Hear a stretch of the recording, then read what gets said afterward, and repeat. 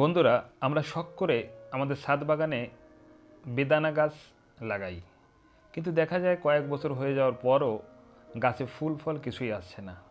এমনকি কারো কারো ফুল আসলেও ফুল থেকে ফলে পরিণত হচ্ছে না, বা বেশিরভাগই পুরুষ ফুল হয়ে যাচ্ছে। আর আজকের এই ভিডিওতে এই সমস্যার সমাধান আছে। তো এই ভিডিওটি শেষ পর্যন্ত দেখুন, তাহলে আপনিও বুঝতে পারবেন কি ভুল করেছেন আর কি করতে হবে। বন্ধুরা, সবাইকে শুভেচ্ছা জানিয়ে আজকের ভিডিও শুরু করছি। তো বন্ধুরা,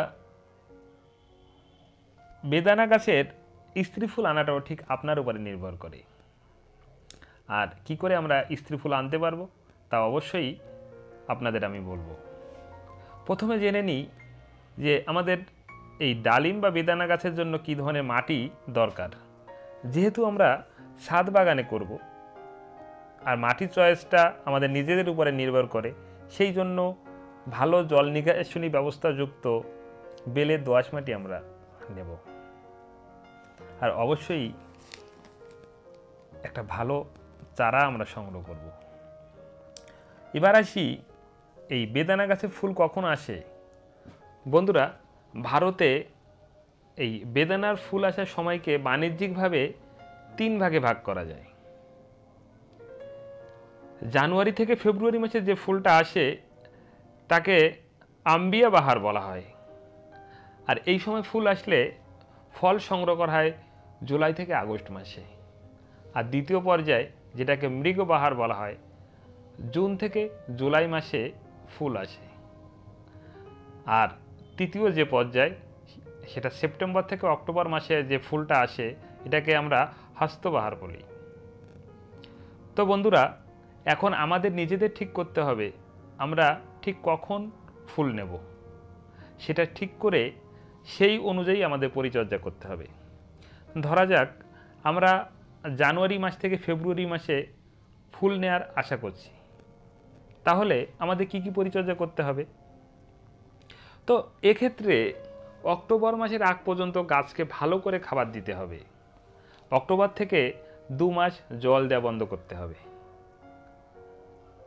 যদি আমরা 2 মাস একদম জল দেওয়া বন্ধ করে দিই, তাহলে জানুয়ারি মাসের শুরুতে 30% পাতা একদম ঝরে যাবে।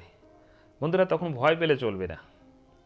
তারপর গাছের মাথার দিকের যে পাতলা পাতলা ডিপিল যে ডালগুলো, সেই ডালগুলো হালকা ছেটে দিতে হবে, যাকে আমরা বলবো লাইট প্রুনিং। বন্ধুরা, এই জল কম দিতে হবে, মানে গাছটা যেন একেবারে মরে না যায় সেই অনুযায়ী দেখতে হবে। জানুয়ারি থেকে দিতে হবে, হালকা জল দিতে হবে, সার প্রয়োগ করতে হবে। যত বেশি আপনার কাছে কার্বোহাইড্রেট সংগ্রহ করতে পারবে তত বেশি ফুল আসবে। বন্ধুরা, যখন ফুল আসবে তখন জলের পরিমাণটা আর একটু কমিয়ে দিতে হবে। যতক্ষণ পর্যন্ত ফুল ফলে পরিণত না হবে, মানে ফলে দাঁড়িয়ে না যাবে, ততক্ষণ পর্যন্ত আমরা কম জল দেব। এমনকি আগে জল দিয়েছি যে পরিমাণে, তার থেকে একটু কম দেব যতক্ষণ পর্যন্ত যখন ফুল আসবে। ফল দাঁড়িয়ে গেলে তারপর থেকে নিয়মিত জল দিতে হবে। ফুল ফোটার আগে একটা ফাঙ্গিসাইড স্প্রে করতে হবে, যাতে ছত্রাকের হাত থেকে ফুলগুলো রক্ষা পায়। আর এইসব গাছে শোষক পোকার আক্রমণ হতে পারে, আর শোষক পোকা দমনের জন্য একটা কীটনাশক আমাদের স্প্রে করতে হবে। আর মনে রাখতে হবে, যখন ফুল ফুটবে ওই অবস্থায় আমরা কীটনাশক স্প্রে করব না। ফুল ফোটার আগে কীটনাশক স্প্রে করতে হবে।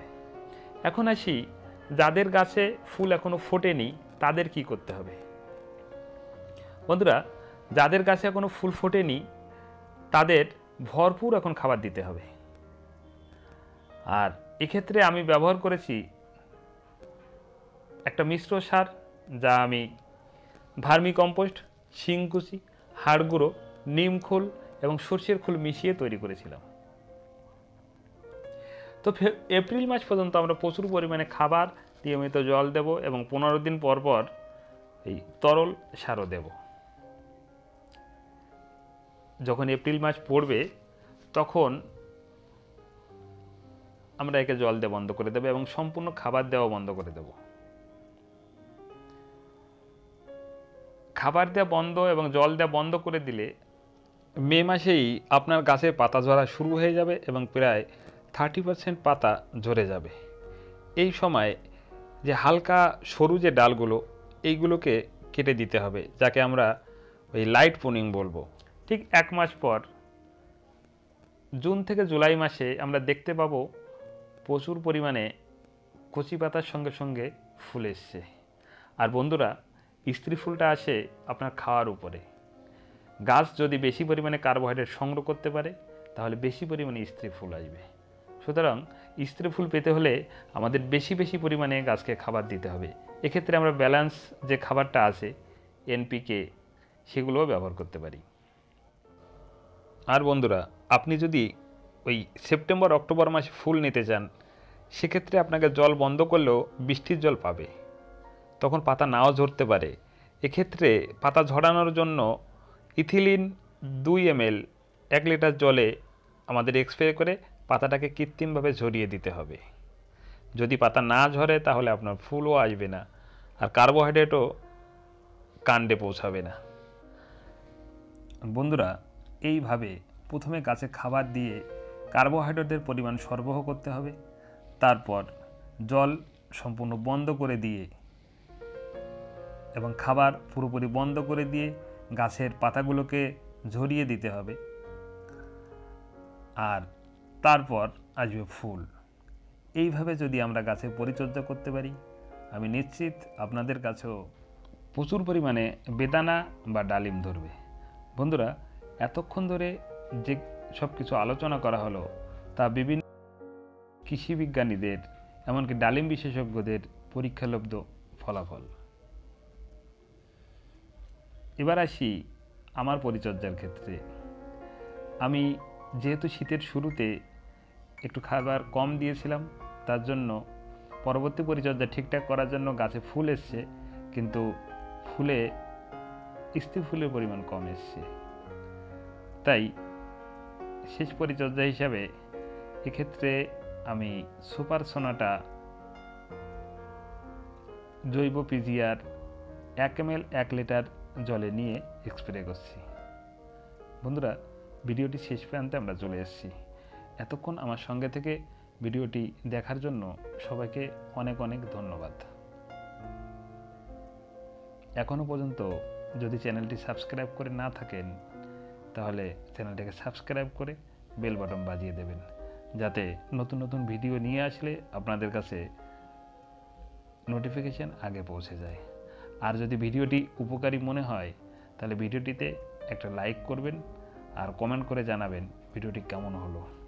যদি কোনো প্রশ্ন বা জিজ্ঞাসা থাকে তাহলেও কমেন্ট করতে পারেন, আমি সব কমেন্টের উত্তর দেওয়ার চেষ্টা করি। ধন্যবাদ।